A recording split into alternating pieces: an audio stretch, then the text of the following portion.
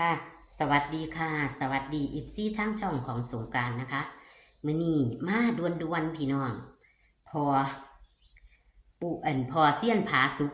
โทรศัพท์โทรมาดวนพี่น้องเขาเจ้ามาแก่บนอยู่ปูหลักบ้านที่เคยเข้า522992บางหนึ่งหันไหมค่ะพี่น้องเป็นตำล่าวไหมเพิ่นให้วันที่2 พฤษภาคม 69มันเลยไปออกตำเล่าวในมือนั่นเลยไหมค่ะพี่น้องออกตำเล่าวในมือนั่นเลยเด้อค่ะนี่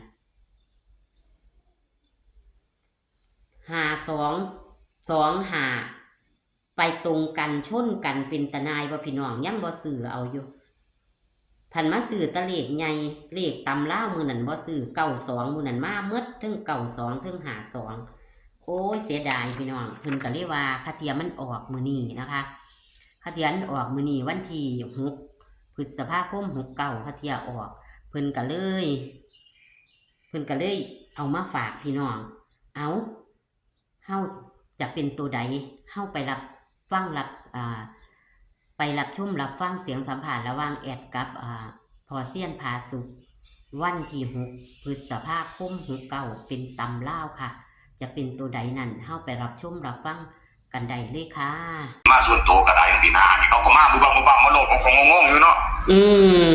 ที่ยังพยาบาลเนี่ยก็ล้างลงไปบ่ออกพอรอบ่ยังเป็นรักษาก็งงให้เขามันเขาปวดใหญ่นะบ่ได้ตั้งตัวเลยแม่นบ่ค่ะบ่ได้เลขโชคแล้วล่ะแอดถือว่าได้เลขโชคแล้วล่ะกูนี่หายอยู่ดอกคนจริงลูกแม่ยาบอยู่ขอพรเพิ่นอยู่โทรมาให้บอกให้ฟังตอนนี้แหละเด้อแอดแถวลง YouTube ก็ได้หรือแล้วแต่แอดพรจากกูอันอยากถามจังน้อยเอาลงอยู่ค่ะอยากลง YouTube ให้เพิ่นมื้อนี้ล่ะเอาจังซั่นก็ได้เพราะมันเป็นของลาวเขาก็ว่าเขาขอของลาวเด้ของลาวแม่นบ่ค่ะเขาโชคดีห่วยเงินก่อนบ่น้อยแล้วเขาได้โชคกับเพิ่นเนาะบางนึงหัน92กับ52แม่นบ่ค่ะว่ามันออก252เนาะก็เลขคู่ก็62หาเนาะอันเลขถูกวันเพิ่นอันนั้นไปตกใส่บ้านเลขที่เขาก็925หาเนาะมันไปตรงกันมันไปออกลาวเหมือนบ่มาออกไทยนะมันไปเลยไปออกลาวถึง92ถึง25เดี๋ยวนี้เขามาแก้เพราะว่าเขาขอนี่ล่ะจ่อๆนะครับแรงนี่ล่ะเขามานั่นเนาะขอจ่อๆมื้อแรงบ่คักใจล่ะผมก็เลยเข้าไปหาในจำนั่งข้างในอันนี้เลขถูกเพิ่น473แม่นบ่พ่อ73ครับ473แล้วเลขอัน65นี่มันอันใดค่ะเขาจับปิงปองมันมีโหลปิงปองนำนะปิงปองเป็นเลข2ตัวเด้อปู่เขาว่าจังซี่มันเป็นเลขลาวมื้อแรงนี่แหละขอให้โชคให้มันเที่ยวหน้าสิมาใหญ่กว่าเก่าเขาก็ว่าเป็นสิเนาะแล้วแต่ผู้ใดโชคดีส่วนมากเขาโชคดีแล้วเขามานะแอดเอ้ยค่ะจ้างหมอลำเท่าใดก็ค่ะ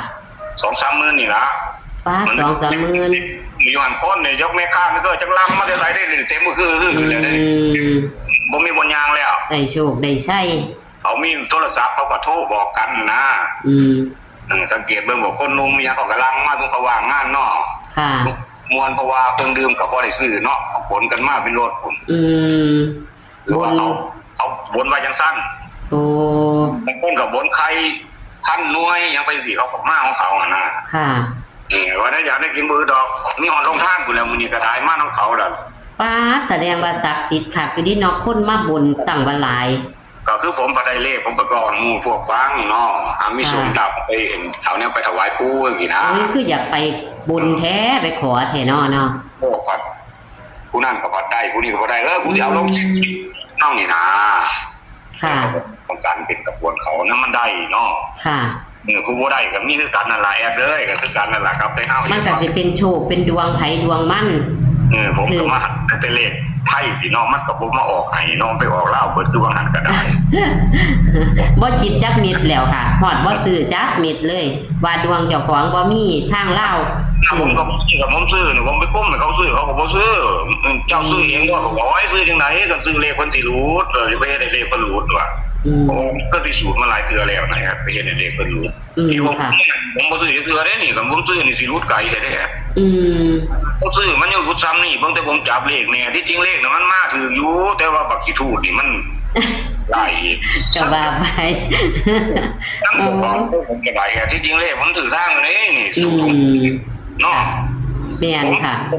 มันก็เลยตัวFC เพิ่นนะจับสุยไปสุยมาก็อยากอาศัยบารมีเพิ่นล่ะพลิกแพงเอาในจักน้อยๆเนาะแปลงเอาจักน้อยเนาะแอนเนาะค่ะอันพ่อก็บอกอยู่แล้วว่าให้ปิกแพงเอาเลขพอ อันเลขตั้งแดนนี่ความเว้ากับความเว้าความพื้นๆเนาะว่าไอ้ขอโทษหลายๆคือกันล่ะค่ะตัวนี้ก็ผมก็คิดว่าอยู่ได้แอดเพราะว่าเลขผมมันวิ่ง3แหมแต่ว่า73ผมมันมีเต็มๆอยู่ได้แอดเป็นหยังผมจังตัดออกนี่ผมเฮ็ดโตกันไว้7335 7035ผมสิเอาระหว่าง73กับ70ผมสิเอาหยังผมเลยตัดสินใจเอา70ให้แอดได้แต่ว่ามันมีอยู่ว่าติแล้วนี่ยังว่าห่วยจังว่ามันได้ตัวเดิมๆเลขนั่นยังว่ามีตัวแทรกแน่หน่อยๆนั่นนะค่ะแทรกคือเก้านี่ล่ะมาแทรกนั่นนะก็มันนี่9กับ4นี่ล่ะมาแทรกแต่ที่จริงมันสิได้ตัวเดิมๆของเขานั่นแหละที่มันออกมาเมื่อกี้นี่แหละครับค่ะแต่ว่าผมคำนวณแล้วมันได้อยู่นี่73มีผมให้เป็นตัวกันไว้73กับ35แล้วครับกับ70 73กับ70สิเอาอีหยังระหว่าง2อันเลยเอา70แม่นบ่ค่ะจะเอา70ให้แอดนั่นนะที่จริงก็อยู่ในหันละ73ก็ได้ผมตัดออกแต่ว่านี่เลขปูมากน่ะมันเข้ากันพอดีซั่นแล้วแอดก็มันนี่มันเข้า473เลขปูถ้าสิมีเลข43มันออกแล้วมันคือสิมาออกอีกเนาะมันออกกันอยู่ไทยแล้วสิมาออกอีกมีสิทธิ์แม่นบ่แต่ว่ามันมีสิทธิ์ค่ะมันไปมันบ่ไปมันบ่ประกบคู่กันมันแยกกันออกมันเจ็ดอยู่ครึ่งอ่ะนะค่ะมันก็สามารถสิตัดลิ้นได้นั่นแหละตัดลิ้น43ก็ได้อยู่ค่ะนี่ก็ได้อาการนี่ก็เป็นเลขเพิ่นเสียงท้ายเนาะก็จักสิเป็นจังได๋เฮาก็บ่รู้เนาะครับแม่นเพิ่นเทวดาเพิ่นซอยก็คงจะได้อยู่ดอกคือเพิ่นเสียงไทยอีกบ่ค่ะ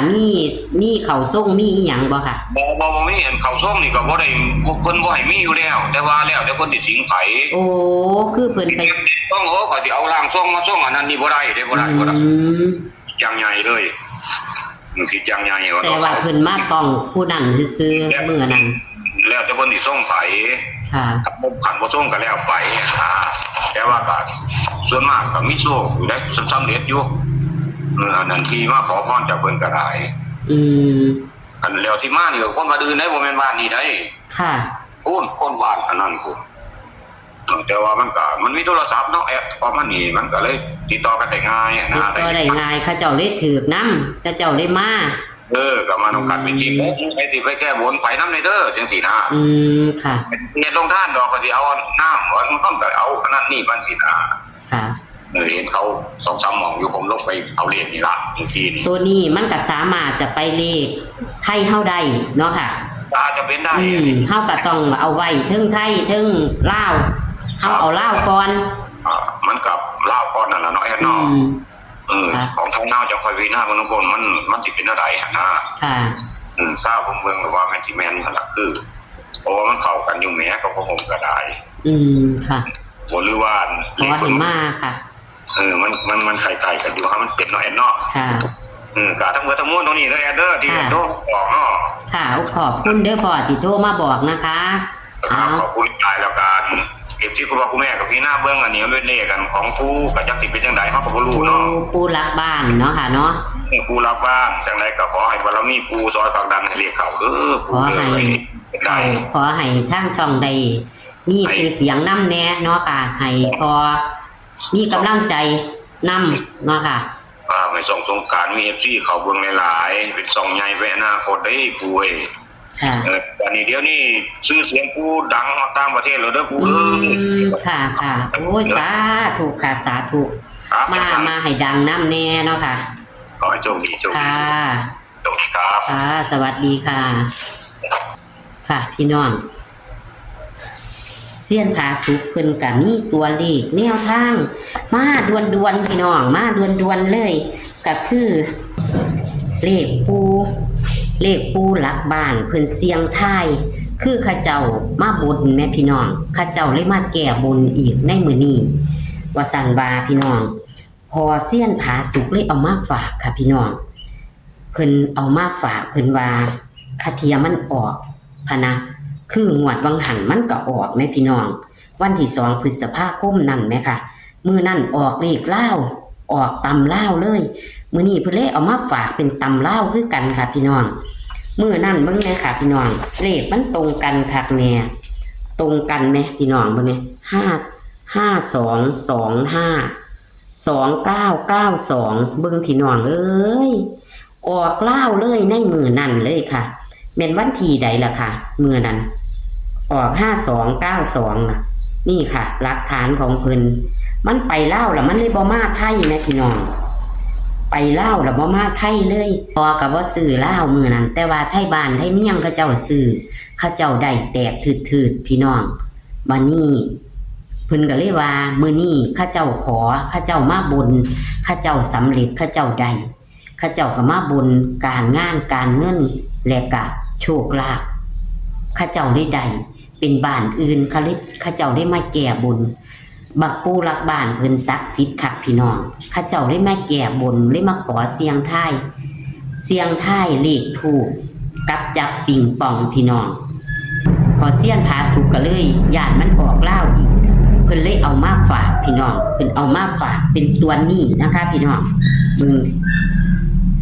473แล้วมันก็ไปเข้ากับเลขเพิ่นแต่ว่า73ของเพิ่นก็ตัดออกพี่น้องแต่มันไปเข้าของเพิ่นอยู่43บ่เพิ่นจับให้อยู่ค่ะแล้วก็65นี่เป็นเลขเพิ่นจับปิงปองขอจับปิงปองก็เลยได้65แอดกันให้ซื้อเด้อค่ะเพราะว่ามันบ่หลายตัวแอดก็เลยกันให้95เด้อค่ะพี่น้องนี่ค่ะคือมื้อนี้นะคะเลขเป็นของตำลาวเด้อค่ะพี่น้องหรือว่าจะไปหาค่าขนมไทยก็ได้นะคะพี่น้องเอาไปไว้ถ้าซื้อขนมไทยก็ได้แต่เฮาก็ไปเอาค่ากับข้าวแรงซะก่อนนะคะพี่น้องอัน95แอดกันให้6กับ9เป็นตัวเดียวกันนะคะส่วน473ให้พี่น้องตัดลิ้นเอาเด้อค่ะจะเป็น47จะเป็น73จะเป็น43ก็ได้ให้พี่น้องตัดลิ้นเอานี่คือปูรักบ้านเสี้ยนผาสุกเพิ่นเอามาฝากนะคะขอให้โชคให้หมานในวันที่6พฤษภาคม69เป็นตำลาวค่ะพี่น้องเอาคลิปนี้ก็โชคหมานๆค่ะสวัสดีค่ะ